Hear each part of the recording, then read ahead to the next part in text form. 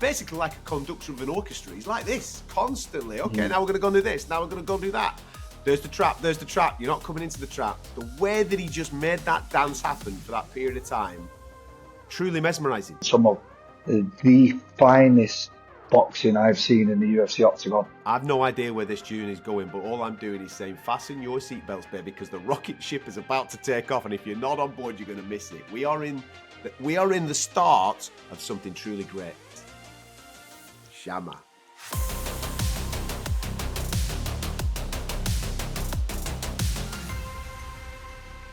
Welcome back to Uncaged on the talkSPORT MMA YouTube channel. Make sure you like and subscribe. This is a big one, baby. This is a big one. We've got a big review to get stuck into. UFC 308 exceeded expectations. Stars rose in Abu Dhabi, and we can't wait to talk about it. I'm Adam Catterall. Pleasure to be with you, and it's a pleasure to be with this man who's got a smile from ear to ear. You know when there's violence on the lips of the people, this man's right at the forefront, ready to get stuck into the conversation. The one and only Mr. Brendan Loughnane.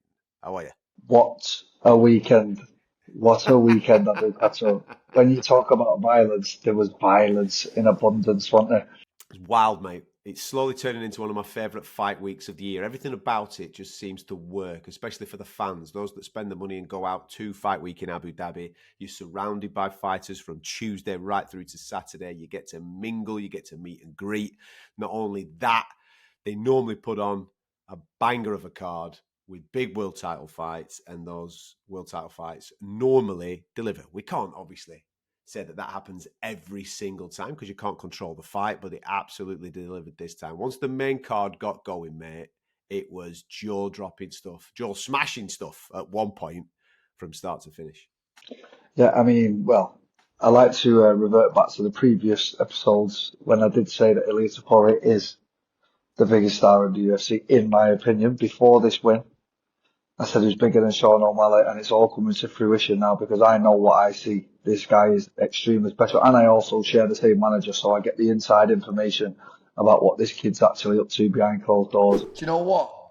There's one man that we're missing out on here that's totally missed the conversation. Ilia Topuria is, I'd put above him right now, Adam. I really would. What? From a star power point of view?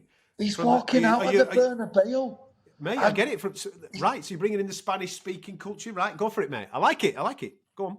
Ilia Topuria has just knocked out our guy Volk, yeah, who is, pound for pound, wherever you'd put him. He's in that conversation. He's doing the same thing that Sean's doing.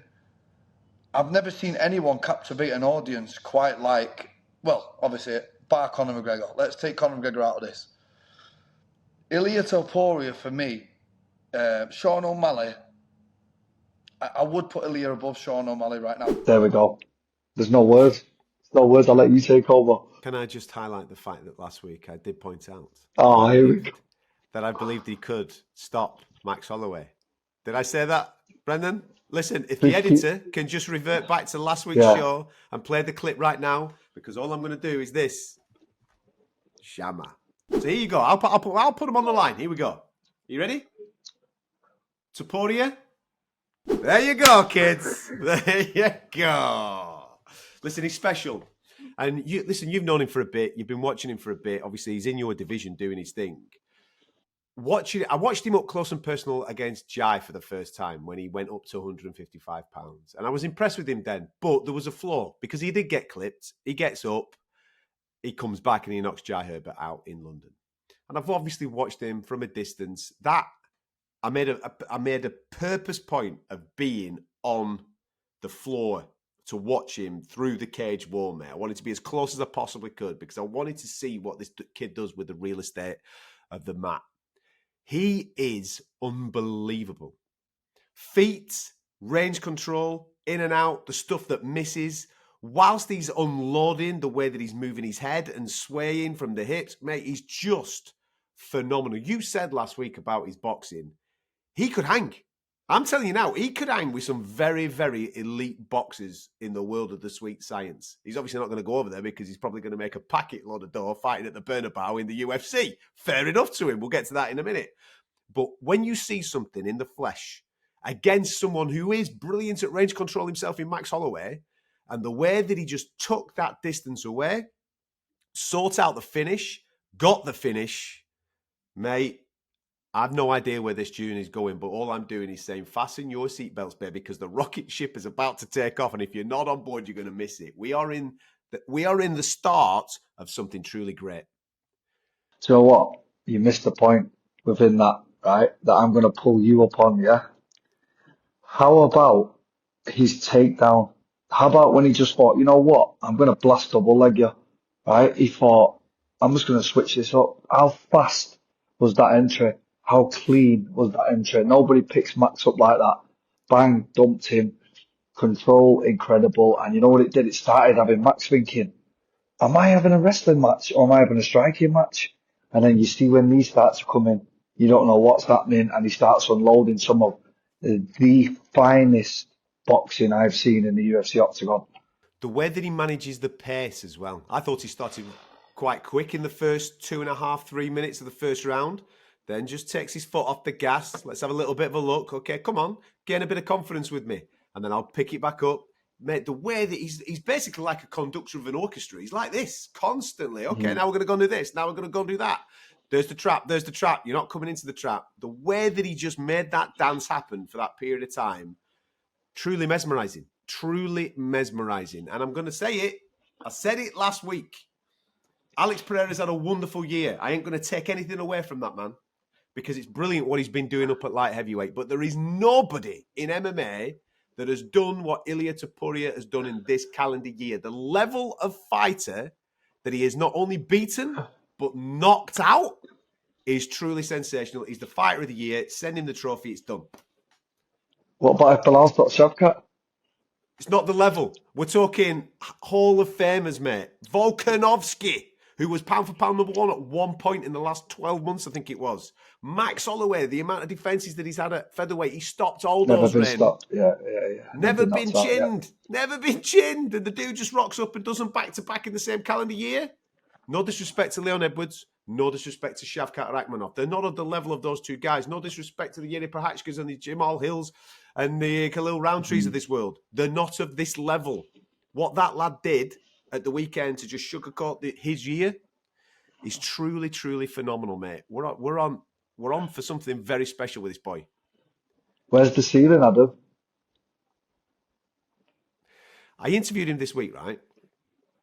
And without missing a beat, because I said to him, you're 27. Bear in mind this, right? He's 27 years of age. He is the youngest champion in the UFC right now. Every champion's 30 or over in the UFC. Oh my God. So this kid's rocked up. He's become champion. And I said, right, let's fast forward to you being 30. Me and you sit down in 3 years' time and we have the chat. Tell me what I'll be interviewing you about. What will you have achieved in those 3 years? He goes, yeah, three-weight world champion. And I just went, what, within 3 years? He goes, yeah, I'm ready now for 155. And then once I've done that, I reckon I could do 170. Imagine if he did that. There's people out there that are shooting that down and saying, he won't be able to deal with Islam. He won't be able to deal with Shavkat. He won't be able to deal with this, that, and the other. Maybe not, but he looks you dead in the eye, and everything he's told me that he's going to do so far, he's absolutely doing it. Who are we to doubt him? I mean, in my opinion, I think he gives Islam horrendous problems. I mean, look at, Volk, the compact guys that are good strikers with great takedown defense and experience. He gave Islam a whole world of problems. A lot of people thought Volkanovski won the first one. So, I do believe that if anyone can give him problems, Islam problems, it is Ilia. But then we start talking about 170, start talking about size. These are giants. Then that starts to come into play. If Shavkat does manage to be successful against Bilal, I think Shavkat is a bit of a step up, don't you, Adam? For someone that's 5'7". But if he, like you've just said, if he goes to 155, and let's say when he does that, Islam Makhachev is the champion, or Arman Sarukian, who's also a very capable fighter, he could turn over Islam Makhachev. We don't know. True. And he steps up and he beats that guy. Because of what he's doing, the UFC cannot hold him back. You've just got to let him keep going. Let him go. He's riding the wave. Sergio Ramos in his corner. How about that, Adam? Forget that. The King of Spain was there, mate. the king of Spain. No, it wasn't. Royalty watching El Matador do his thing, mate. That's the type of crossover into the mainstream we're talking about. This dude's going to be probably supping tea at the Palace this week. It's crazy what's happening in Spain. They cannot not now go to Spain. They have to. They've got to find a way to do the Bernabeu Stadium because he will absolutely do 80,000 tickets. All you do, Wow. there'll be people shouting down this fight, right? But Volkanovski's huge. He's a very likable character. He's got fans all over the world, and he's absolutely earned the opportunity to have another go at Ilia Topuria. Yeah. He's the perfect dance partner for that fight. They have to book it, mate. They have to do it in 2025. The king of Spain, Adam. How wild's that? He's got the king knocking about watching his fights. Wow. I mean, I've seen Khamzat add royalty there. It's just this MMA thing is just really, really taking off in it. From when you've got the king coming to watch you in Abu Dhabi. I mean, Spain and Abu Dhabi, it's not like he's nipping next door, is it? Do you know what I mean? He's getting on a flight purposely to watch El Matador. Sergio Ramos, one of the most successful players to ever come out of Spain. He's just knocking about with your fight week. You know, you're chilling with Messi on the weekends as well. This guy's transcending sport. He's doing what Conor McGregor did in this day and age. He really is, in my eyes. That's what I can see. That's what I seen a while ago when I was harping on about him. And now it's just coming to fruition. And honestly, the ceiling is so high for this fella. It really is. Completely agree. Max up to 155 now. Would you say that'd be the next step? I mean, let me just touch on that. It's extremely difficult. Having fought 155 myself and 145, to go up a weight class, you have to put on muscle, you have to eat more. It's really difficult. And then to take it all back off and start again, to go back to featherweight, the cuts get harder. They get real, real harder. Whether that played a factor, I don't know. Max looked great to me. He looked great on the scales. So, you know, I'm not going to take anything away from Ilia on that. He had success as well in moments of the fight, mate. Yeah, he did. He was doing really, really well until he wasn't. And that's what happens with them knockout punches. Jab, jab, jab, jab, jab. And then when the big fellas come in, don't they? And I think that's what happened with Max. He looked great on the outside. He was having some great success, some knee stomps. But then, like you say, Ilia was just a shark, wasn't he? He was sitting back, he was waiting, he was moving. And incredible finish, but definitely 55 for Max now. Give him the BMF fights, give him all the Poiriers and the Danukers and all them. Let him just have a little fly about that division. Let him fight who he wants. Give Max what he wants now. Do you know what I mean, Adam? Absolutely. Speaking of rocket ships, we were praying that the real Khamzat Chimaev was going to stand up in Abu Dhabi, given the year that he's had, or maybe a little bit longer than that. But since he fought Kamaru Usman, we've not seen him in the octagon. He had a fight booked with Robert Whittaker. It fell off. And it fell off because of missed weight, illness, all these things. I think he's had a massive health scare this year. Spending time with him in and around the week, a lot more. People calling him Khamzat. He was very chilled, very respectful. None of this smash everybody conversation. It was case, listen, I'm going to go in there and do my thing. You'll see the real me on Saturday night. Wow. We saw the real Khamzat Chimaev on Saturday night. He just ran through Robert Whittaker in sensational fashion. And I'm going to say it, bro.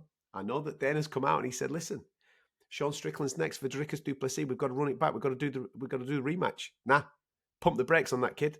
Don't hold this lad back. Don't hold this lad back. Chuck him straight in. Let's do it. Khamzat for the title. I'm with you on that. And I wonder if Khamzat is something to do with not being with our mate Nutty Darren Till. You know what I mean?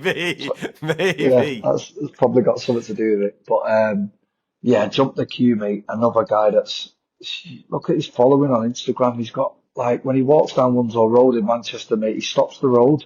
You've got an absolute global superstar, like, on your hands here. Jump the Q, throw the textbook out the window and put him in with Dricus tomorrow and he'll do him in a round. And you know it as well, I do. How quick were the transitions when he was scrambling? Yeah. I mean, we're talking about an elite guy in Robert Whittaker. He knows what he's doing. He's been in with Yoel Romero. Takedown defense is solid. He knows how to get back to his feet. And he just couldn't against this fella. I think, personally, in my opinion, Robert Whittaker was the toughest fight for Khamzat in that top 10. I really do think it was. I think that was the toughest possible matchup. Now we've got past that, I think it's dangerous times for the Stricklands and the Dricus Duplessis of the world. Frightening stuff. Frightening stuff. Listen, Rob's an experienced campaigner. He'll dust himself off. He'll come again. I'm sure he'll take a good rest and we'll see him at some point in 2025. But Khamzat, don't stop the train, man. Just let him do his thing because he's absolutely flying. Keep him focused and keep him going and head him in the direction of Dricus du Plessis. Did Magomed Ankalaev do enough for you to scream from the rooftops and get him the fight with Alex Pereira? Well, the thing about that fight is he did stay on his feet, didn't he? He said he was going to, and he did. I think he looked incredibly sharp. I think he looked very, very sharp. I think Rakic is a very, very good fighter as well. I said that on the pre-fight build-up, but come on, we can't. How long are you going to deny him, Adam? I mean, he's done everything you're supposed to do. He's getting the Bilal treatment in it, and I mean, if he's not next, then who is? Who is? No, you're right. I wanted to see a tiny bit more from him. I want him to. Everything you've just said is bang on. He was crispy. He won the fight, and he won the fight in really good fashion. But Yeah. we're in statement. What did you want to see, though? I wanted to see him go for a finish, knock him out. Rakic is good. Mate, listen, this is the entertainment game, innit? Let's put it this way. Right now in the light heavyweight division, Magomed Ankalaev is probably going to get the shot because there is nobody else. That's what's going to happen, probably. But next month, we've got a weird landscape that could develop, mate. John Jones and Stipe are fighting. I know. If both of those ride off into the sunset, Tom Aspinall needs a fight. The UFC need an undisputed heavyweight championship fight in 2025. If they go to Alex Pereira and say, do you fancy it? 3-weight world champion? Alex Pereira's going up, mate. And he's going to be fighting Tom Aspinall. So Ankalaev's going to have to just sit there and wait because it's not... The sexier fight is the Aspinall fight over the Ankalaev fight. Ankalaev didn't do enough on Saturday night for me to go, whoa, he ain't going anywhere. He's got to come through me. Right, okay. I get that. I definitely get it. And you're 100% right. Again, this is the entertainment business, but Ankalaev could have quite easily had took Rakic down and just held him down for 3 rounds, couldn't he? But he thought, you know what? I'm going to do what I can here. So just keep it on the feet and try and be entertaining. I mean, he said that in the build-up that he was going to do that. I feel sorry for him, mate. What more can he actually do? Do you know what I mean? He's done everything he should do in that division. He is the next in line. But we have seen this treatment before. Do you think he could beat Alex Pereira? Obviously. So do you. Come on, let's say if he mixes it up, mate, which he will do, he's not going to be having a Rakic striking match, is it?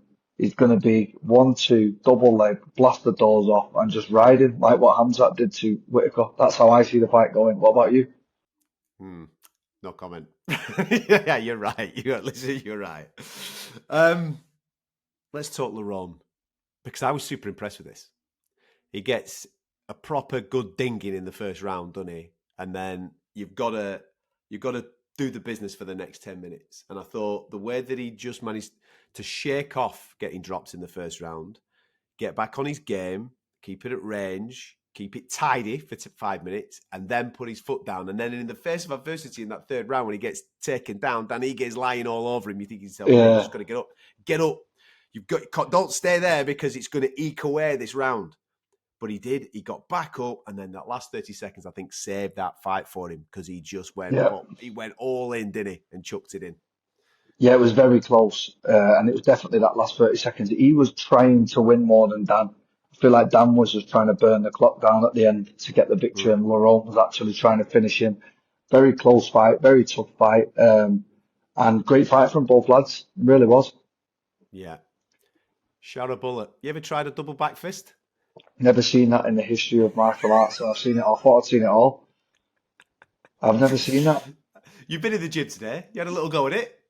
I've never seen or heard of anyone ever do. I don't understand how it even works. I might try it tomorrow. So. I said that we needed that firework moment from Sharaputdin. He's been good so far. I think he's had 3 in the UFC. He's had a couple of bonuses, and he's been good. He's technically a good fighter. This was a great matchup for him. Petrosian was never going to wrestle him. He was always going to kickbox him. I thought Petrosian was good with the kicks. Sharaputdin was good with the hands, and it was turning out to be a nice fight. But I thought from second round onwards, maybe a bit at the end of the first, Shara just started to take away. He was brilliant with the distance control. He was having a lot more success. And then to finish in that manner, that's the firework I needed, mate. There you go. The bullet has arrived. Who would you stick him in with next? Listen, the crazy fella got on the microphone and asked for Israel Adesanya, didn't he? You know what I mean? So let's rock and roll, baby. Listen, this division is very, very tough. You've got Caio Borralho in there. You've got Nasruddin Imavov in there. You've got Izzy obviously coming this way. There's a load of different fights that could materialise. It's going to be interesting to see how this division now starts to play because of what Khamzat's done. He's got everybody giddy. He's got everybody excited, hasn't he? Right? Now, me and you have just concluded, chuck him in with Dricus du Plessis. Sound. Let's do that. But if they've made the promise to Sean Strickland, normally they stick to the promise, don't they? And they're going to do the Sean Strickland Dricus du Plessis. Now, in February, the UFC are going to Saudi Arabia. So on that card, it's a fight night, so you don't need a title fight. You chuck Khamzat on there and you do him with Nasruddin Imavov. Then he can't be denied then, can you? If he beats him, you can't be denied. Short of Bullet, I would put as the co-main or something in there, in and around there, and you find him one of them top boys in that division, you know, because he's good enough. He proved at the weekend he's good enough. He's just taken out Petrosian. I think a top 10er ranked fighter for him. Let's get that train going. I swear you've got a secret UFC matchmaking job. I've not chucked you a job at that yet because some of these fights that you come up with, mate, they even water my mouth. Literally incredible. I mean, Khamzat versus Imavov. Come on, Adam. In Saudi. They've got to be. God, this is a man that knows his job, you know. Adam comes with the absolute fireworks every show because that is an insane fight. But yeah, you're right. I definitely have. Sharap Bullet. I mean, Izzy's a bit far-fetched, I think. I think you need to climb a little bit more to get Izzy. I agree. I agree. But I get it. I definitely get it, and I admire it. Mate, you shoot your shot, don't you? You stick that microphone in your face, you shoot your shot. What about when he tried to do that little post-fight speech, chatting about the pirate, and it all went dead awkward? Oh, God. I was just like, mate, someone help him. Someone help him here, please, because he's parking up on the mic here. Don't worry, everybody. The pilot is here to save it. It was like, oh, God, no. He's practiced that a million times before he went out on it. I've come for the gold, mate. Come for the gold. Now, listen, you've been kind of in this position, what I'm about to talk about now. Obviously, the Rebecky and the Orolbai fight, where Orolbai, after the first round, his eyes puffed up. He can't see a bean through it. You've been there, mate. We've seen the picture of you with the puffed up eye, fighting through, squinting, blagging it with the ref. 2, 3, whatever. Don't matter, mate. Just keep me going. Exactly. What is that like mentally as a fighter, knowing that you've got to... Listen, you could get stopped by the doctor if you don't turn up in the next round. You just got to get to work at that point. I mean, I just switched to my wrestling at that point, which is what Orolbai did as well. He switched over to the wrestling, which you have to do. But then it just got back to the feet and got gritty again. I think he did fantastic. I trained with Orolbai. Orolbai is a Tiger Muay Thai fighter. Great fella. And what an amazing fight. Did he get fight of the night, that? Or not? Fight of the night, mate. No surprise. Yeah, good. I'm glad because what an incredible fight it was to watch, back and forth. The toughness and the heart. The Polish fella was he Polish, right? Yeah, Rebecky, The Polish fella was, because I remember I know his coach as well, because I've seen him out here, but that Polish, his grappling was real hard to get around. And I heard him say that he was a BJJ world champion, and you could tell, and he had real heavy fists on the feet. He was throwing overhands and making it really hard for Orolbai, and for Orolbai to even come back and make it a competitive fight. This was one of them fights where a lot of people would have been screaming from the side, stop the fight. But I'm glad that they didn't, because it materialised into a fantastic fight. And, you know, it was great for us all to watch. It was, I felt for the judges at one point, because you had to be absolutely laser switched on to what you were watching, because we ended up getting a weird result at the end, and the crowd were, obviously, it was very pro Orolbai, and they were screaming and shouting for him, but Rebecky gets the decision, right? And I completely agree with it, because you've got to look for that cleaner, effective work, especially in the third. Who was doing it? It was Rebecky. You can't... The claret all over Rebecky's face came from a head clash, a head butt. Exactly. You know what I mean? Not completely unintentional. But the closing out the right eye came from that massive, massive right hand. It was an absolute beauty. And I thought he was good. I thought he did enough to come through. But you're right, fight of the night. Maybe even a fight of the year contender, because both It's up guys, there. heart, guts, determination, they threw the bloody lot at it, didn't they? It was just good. It kind of warmed the night up. I remember that was like the first fight that really got us all warmed up on it, and we were like, "Oh my! If this is like a sign of things to come," and it was a sign of things to come. Absolutely. Ibo as Arslan, I'll give him a little bit of a mention in the featured prelim as well, because he just came out, less than a minute, 30 significant strikes, just went to town, winging away. Mustn't have wanted a shower, mate, or either that or he had a dinner date. He needed to be somewhere else, didn't he? Out the door. See you later. I mean, I think he must have got the MO off the Turkish Tyson, Gokhan Saki in his corner. You know what I mean? Straight through, mate. Not messing about. Don't get paid overtime in Turkey, Adam. The Turkish Tyson, I love it. Disappointing nights for Rafael Dos Anjos and Chris Barnett, busting the knees up. Obviously, I say busting the knees up. Can I just say something? Go. Rafael Dos Anjos, man. Like, he's another one. Tap him on the shoulder, Adam. Next time you see him on a fight week, say, lad, 20 years in the UFC, is it now? 2 decades, leave it, lad. Like, they can't leave it. You know what it's like. They can't leave it. I know, but like, he looks so out of place. He looks so out of place. I mean, taking nothing away from Jeff Neal here, but Dos Anjos just didn't look like he wanted to be in there at all. And then I heard that, I heard he's been in there 20 years. I heard that stat and I thought, 20 years, mate, and then you just look like you'd been in there for 40 years. So, like, no disrespect to him, guy's a legend, hat off to him, always. He's not a 170-pound fighter. And no, it's time to just, give him Tony Ferguson or one of them if they all want to have a little Hey Sarah fight and off you go, or Nate Diaz, someone like that. But even Jeff Neal's getting on, but at the same time, he's still got it. He's still got it. He was moving in and out of the pocket beautifully. His boxing looked incredibly sharp. That is a man that's still got it, fighting somebody that doesn't, in my opinion. I think you're right. That kind of wraps up a nice week in Abu Dhabi. Like I said, it's one of my favourite ones of the year. Superstars rising to the top. Featherweight king, calling all sorts and sundry. And fingers crossed we get Madrid next year. Full steam ahead there. Bernabeu. 80,000 seats, man. History awaits. This week, it's flyweights on deck. Because we've got Brandon Moreno taking on Amir Albazi. Good to see both of these guys back. Brendan taking a little bit of a break. Albazi, obviously off the back of injuries, has now managed to come back. It's a big contenders fight. We've got the championship fight coming up in December, where Alexander Pantoja is going to defend against the new man, Kai Asakara, which everybody's extremely excited to see what he brings to the table. It's going to be interesting to see how this one plays out. Does Brandon Moreno still have the fire in his belly, given the fact that he's been there, done it, and got the T-shirt? And Amir Albazi, who's on the cusp, can't afford to drop the ball right now. Fantastic fight. I mean, I really like this fight. I like Albazi's style. In your face.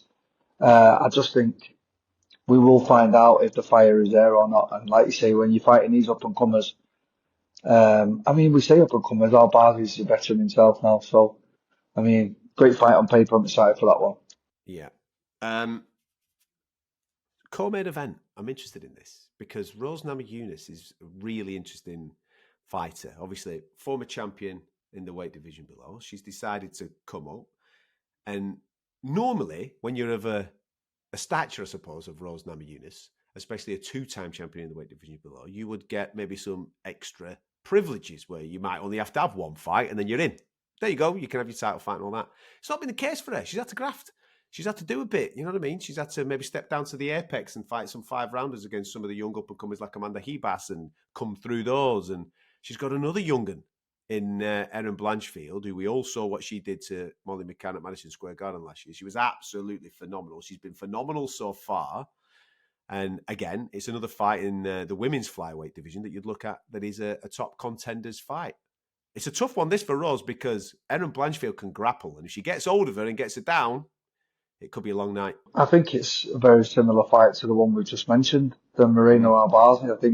I think we're talking about somebody who's been there, done that, got the T-shirt, like Rose has. Rose at one time was like a household name. She was getting to that, wasn't she?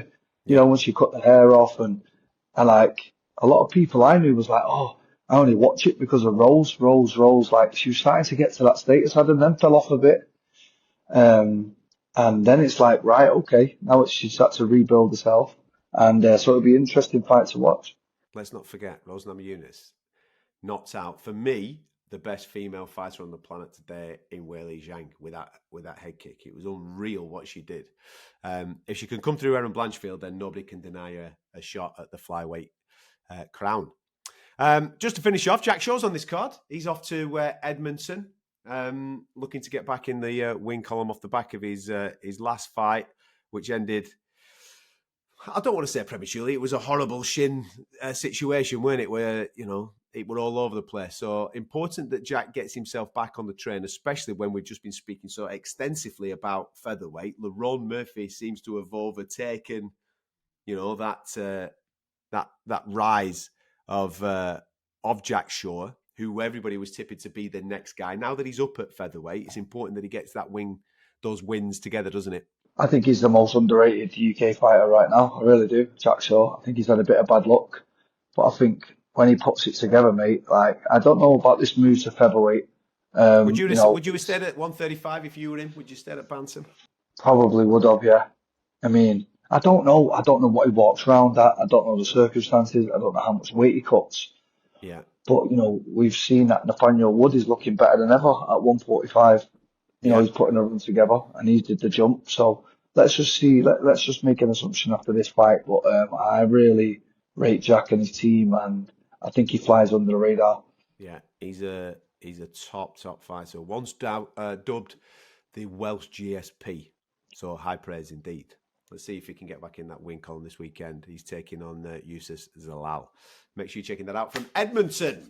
There you go, my man. How's training going with you? We're all getting dead excited now. We're only, the next time we talk, we will be in the month, the championship month.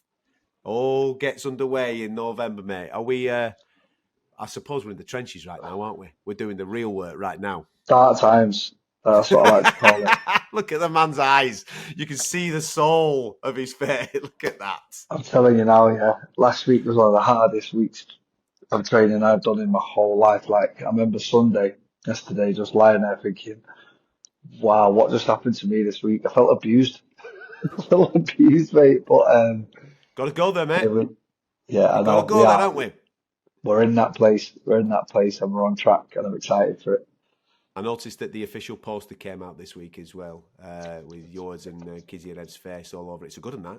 You have to get that one for the bedroom wall, mate, because it could be quite a momentous one. Yeah. So good on. Well, there you go. I'll let you get back to your training camp. Don't want to keep you away from those dark Shark Tank waters, mate. All right. Don't remind me about tomorrow. This is a little distraction. He gets to come here, have a little bit of a laugh, and then once the camera goes down, it's back to it, man. Listen, the work we do in the darkness enables us to shine in the spotlight, and we're shining in the spotlight the last weekend of November, my man. That's what we're doing. We're shining. Anyway, thank you very much for your time, buddy. I'll let you get back to training. Thank you very much for tuning in to us. Make sure you like and subscribe at the talkSPORT MMA YouTube channel. Plenty to come. We'll have a full review for you next week. And as I said, next week, we're into November, and that's championship month for this fella and Dakota. And, of course, Lewis McGillen's actually in December. I was going to throw that one in there as well, but it's a Manchester thing. You've got to celebrate everybody, haven't you? Anyway, thanks for tuning in. We'll catch you next time.